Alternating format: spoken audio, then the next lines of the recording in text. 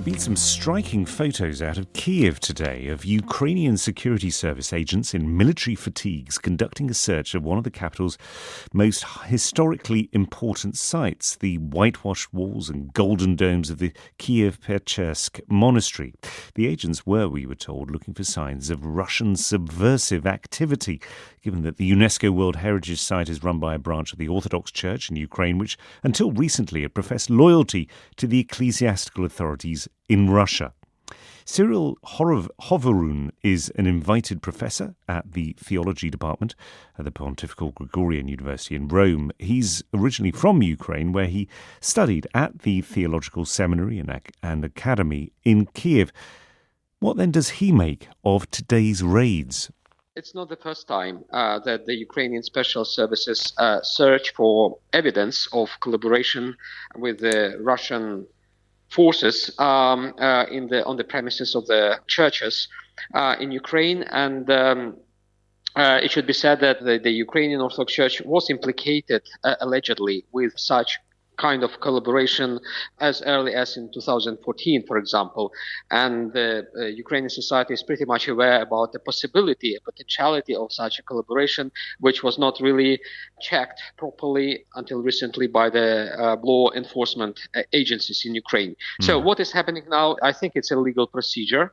But it is at a very historically significant site. I mean, yes, you've mentioned that other churches have been investigated, but I mean, this monastery, this complex, has huge significance, doesn't it?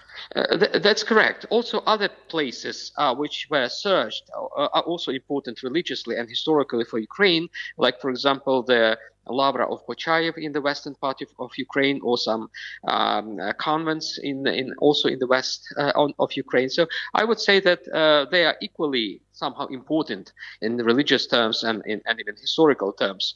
Nowadays, I think there is a kind of growing demand in the Ukrainian society to put every Ukrainian citizen, regardless of his or her, hierarchical rank or his or her position in the church, equal to the law, so that there are no, exemptions from the law for anyone, including the clergy. And I think that is basically the kind of bottom line of this search, that everyone is kind of liable for, and everyone is equal before the law.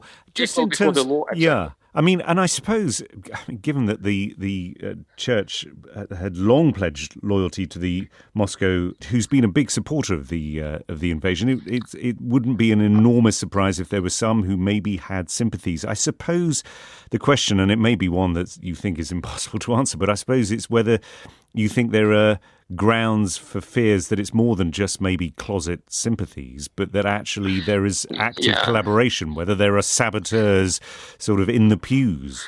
Oh, that's exactly the point. I think it would be wrong to prosecute people for what they think or what they sympathize with. Fortunately, Ukraine is not this kind of state, to prosecute for thoughts and ideas. But certainly what the law enforcement agencies are looking for, the pieces of evidence, things that would prove that there is an active collaboration. Hopefully, there will be no such an evidence. And that is my hope, and I think that is the hope of many. But people just want to make sure that there is no collaboration. And that's what the agencies are looking for. So essentially, it's a part of the procedure which is supposed to end up in the court. So the final decision will be taken by the court, and we look forward very much to the hearings in the court and the final verdict by the Ukrainian law system. And just briefly, when Ukraine finally regains some semblance of normality and peace, the monastery itself, it is a treasure, isn't it, that anybody who's got the chance should visit? Oh, that's absolutely so. It's really a historical place.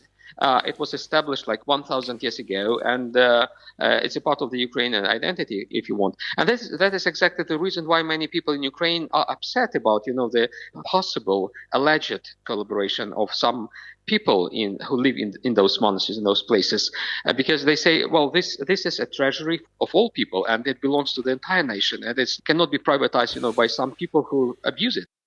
And that was Cyril Hovorun, professor at the theology department at the Pontifical Gregorian University in Rome. And that is it from this edition of NewsHour. From me, Tim Franks, and the rest of the team. Thanks for listening.